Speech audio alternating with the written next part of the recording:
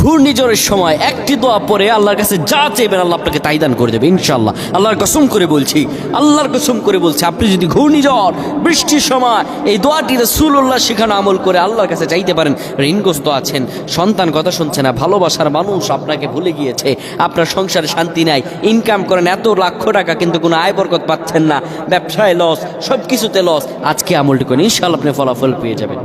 নবীজি আমার বলেন, যখন বৃষ্টি আসবে, তীব্র বৃষ্টির সময় তোমরা আল্লাহর ইস্তেগফার করো আর হাত ভিজাও পানিতে। বৃষ্টির পানিতে হাত ভিজিয়ে আপনি পড়বেন আল্লাহুম্মা সাইয়্যিবান নাফিআ, আল্লাহুম্মা সাইয়্যিবান নাফিআ, আল্লাহুম্মা সাইয়্যিবান নাফিআ। সুবহানাল্লাহ। আল্লাহ আপনার ভাগ্য খুলে দেবে। যা অভাবে আছেন, যা বিপদে আছেন, যা অনিষ্টের মধ্যে আছেন, আল্লাহ আপনাকে রিজিক খুলে দেবে ইনশাআল্লাহ। আল্লাহ আমাদের বোঝার তৌফিক দান করুক। আল্লাহুম্মা আমিন।